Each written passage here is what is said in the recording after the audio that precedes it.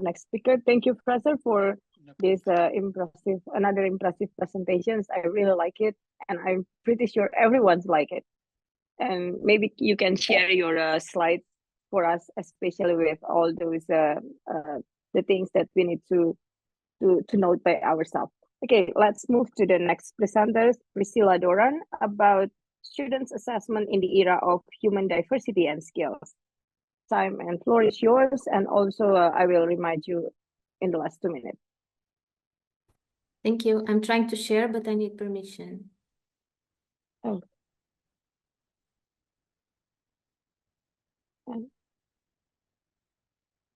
Far ahead by you, co-host. Okay, sorry. Now I am okay.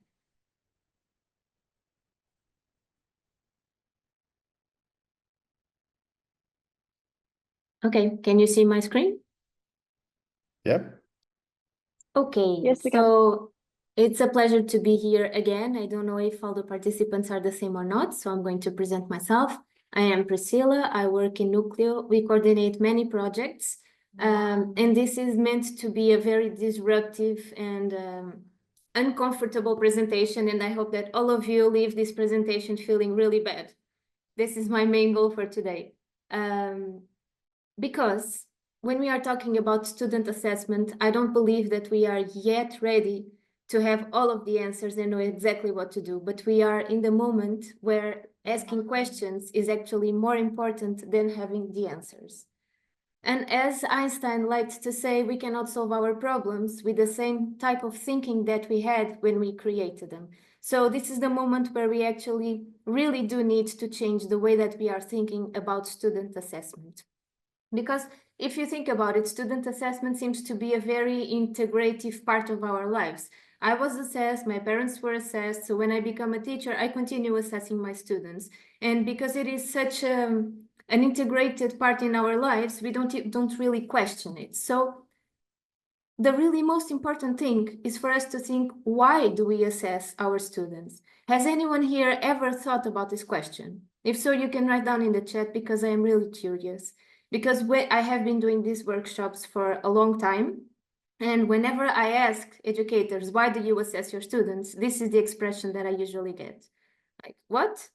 What do you mean? Why do I assess my students? And then when I push them, they say, well, I don't know. And then they try to make up some answers like, I need to give them a grade, or I just do it because I have to, or I need to rank them and compare them. Sometimes, and most of the times now I assess them to know what I have learned, what they have learned, and etc. Sometimes I assess them to provide feedback, but this is generally a more rare answer that I get. And then when I ask, okay, you assess them to know what they have learned, and then what do you do with this information? Do you teach them again what they have not learned, or do you move on to the next curriculum content anyway? So these are things that we do need to ask. And when I ask educators, and I will ask you this now, to close your eyes, breathe in, and transport yourselves back into the past when you were a kid, and think about being assessed. What are the 3 first words that come to your mind? I have made this question so many times, and every single time in Portuguese, in multicultural spaces, this is always the same picture. The same 3 words appear: stress, anxiety, fear. Sometimes I get frustration or vomiting. Very rarely I have the word excitement, but most of the times this is what I get. So I do ask you, do you think that this is what we want education to be? Is this what we really want to do to our kids? Probably not, right? Because these are feelings that do not promote learning. They actually can hinder learning. So students' assessment is not just something that we do to students and then they move on in life with no impact. It is something that actually impacts a lot the way that they perceive themselves, the way that they deal with mistakes and with failure in their lives. So it has a huge impact in their lives. And we are the ones that can decide whether this impact is going to be positive or not. And in order to have a positive impact, we need to do student assessment with awareness. We need to be able to answer all of these questions. Why do I assess my students? Who am I really assessing? What am I going to be assessing? How I am going to be assessing, and when I am going to be assessing. And we do have a full workshop that goes through all of these questions, but because I was only given 20 minutes to do this, I will only go through the first 2 questions. And then if you want to know more or discuss more, you can contact me and I can do a bigger webinar, workshop, or whatever you want, okay? So starting with the why do we assess students? Well, we might have many reasons why. There's not only one answer. But if we are going to do it, at least we must be completely sure about why we are assessing our students and not do it just because we have to. There can be many different reasons. For example, it is very important to promote self-regulation of learning in students. If they can see where they are now, where they want to go, and define what they need to do to get there, they are developing a lot of competencies that will support their development and they will learn better how to learn. It is very important for educators to know where the students are now, where we expect them to go, and what we need to do to help them get there, and to evaluate the process and see if something is changing or not. And very, very important, it is important for students to be able to see where they are now, where they started, and all the challenges that they had to overcome to get there. So this is very empowering. It will help them to promote self-confidence, the self-conceptions that they have, their self-esteem, and etc. So there are a few psychology theories that I will not mention here because of time, but they do show us that the way that we assess our students has a huge impact in the way that they perceive themselves. And as Henry Ford used to say, whether you think that you can or that you cannot, you are right. So it is like a self-fulfilling prophecy. If I believe that I am capable, I most probably will be capable. But if I believe that I am not, I won't even try. And what we want to promote in our students is what we call a growth mindset, where they know that they learn from their mistakes, that they can become much better if they only make an effort, that they try new things without fear of failure, and etc. While if they have a fixed mindset, they will figure out that because I am not even able to do so, I won't even try. And we have many students giving up their education because of this, because they do not believe that they can improve. So just to close this question about the why we assess our students, I'm going to ask you and you tell me whether you think, number 1, we should assess them to collect information, to compare them and to give them a score and cause all of that stress, anxiety and fear? Or should we be using student self-assessment to promote self-awareness, learning, development of competencies, and etc.? Tell me, the number 1 or the number 2? Which one do you think? I will see the answers when I finish the presentation. I cannot see them now, but please write them down. We have a 2, another 2. We have to. The 2 wins. 2 wins, yes. Yes, I agree. I'm very happy that these are the answers. Okay, so now who? This may seem like a weird question, like, yes, we are assessing students. What kind of question is this? But if I ask you to describe one of your classes to me, if you are working with a group of students, if you are not an educator, but you have worked with students and I ask you, describe to me the group of students. Maybe our first instinct is to say, well, I think there were 5 boys and 4 girls, right? Or I had some that were Portuguese, but one from Germany and one from China. Or, you know, we try to put them into boxes and we try to divide them like this. But are they really separated like this? Is this how we have to define them? Do they have the same socioeconomical background? Do they have the same past history and the same environment in their homes? Do they have all the same privileges or not? Do they have the same tastes? Do they have the same learning styles and preferences? Probably not, which makes it very hard for us to even describe a classroom, right? Because we are all completely different and our students as well. So I have another question for you, and you can just write a yes or a no in the chat. So are schools prepared to accommodate this diversity of their classes?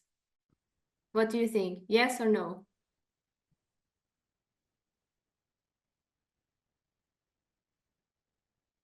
Do we have answers? No. And no, only no, it's not No. really. No, okay. Usually when Absolutely I not. make this question to a class of educators in Portugal, I always get a few yeses. Yes, we are prepared. But then I move on to the next slide, which talks about the tyranny of the average.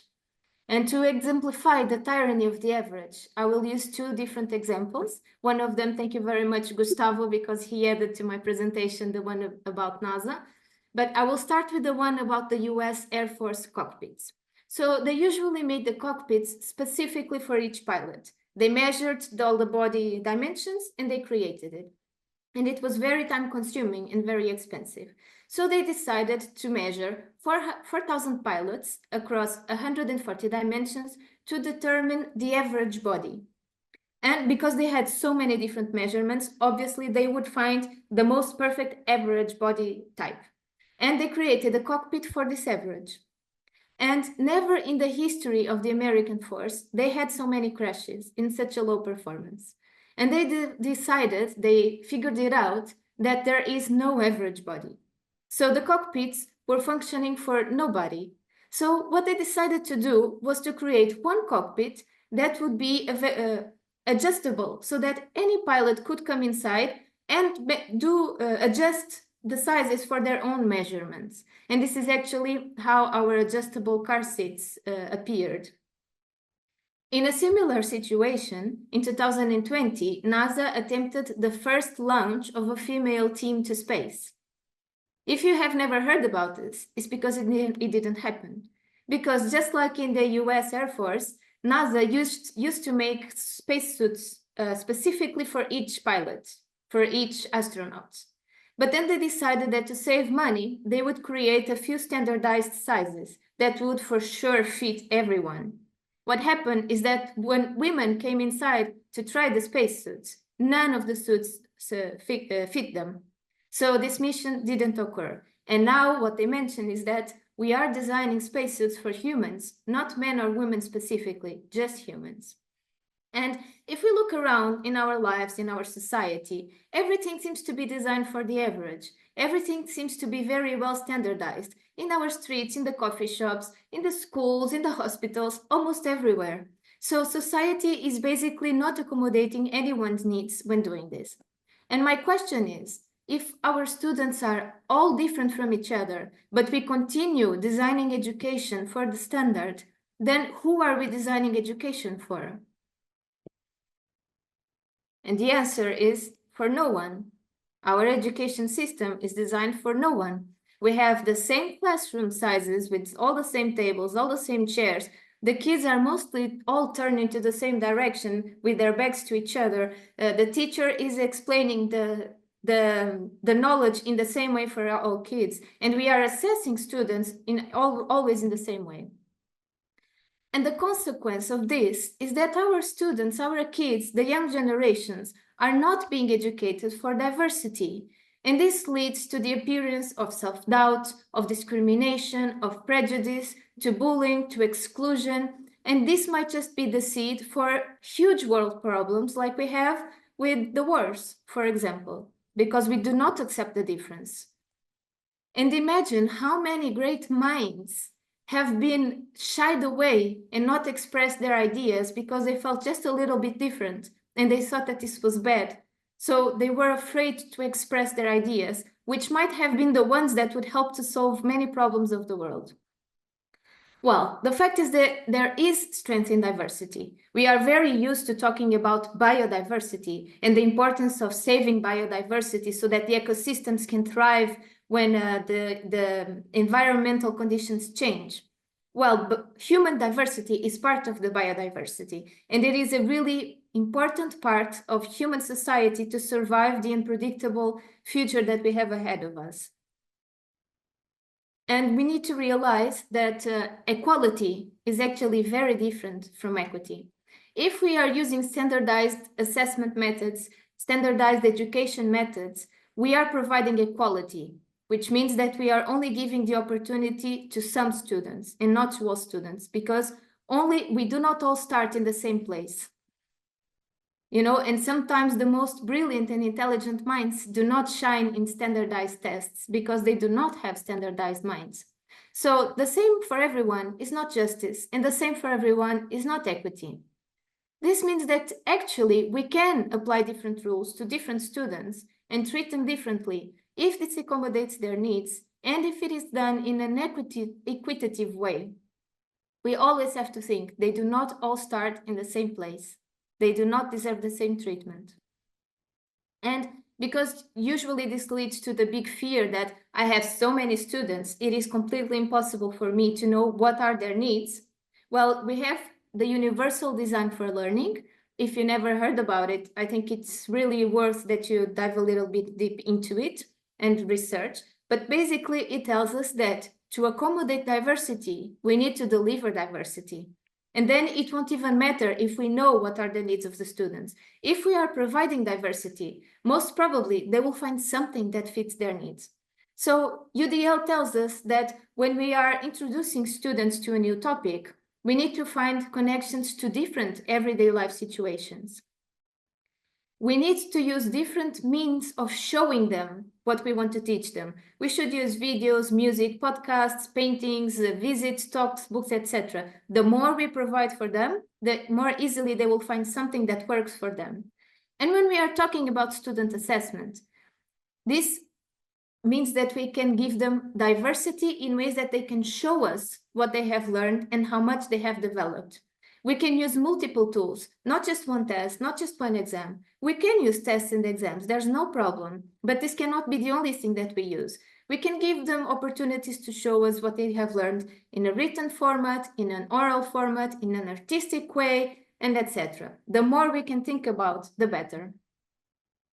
But the essential part here is a different mentality, because sometimes we are completely limited by our system, by our school, by the school leadership, by the society, by the parents, and etc. Sometimes the only thing we can do is to have a different mentality, to recognize the diversity within our classrooms as richness, to allow and encourage mistakes, to have a zero tolerance policy for any hint of racism, prejudice, discrimination, anything against diversity, to promote collaboration instead of competition.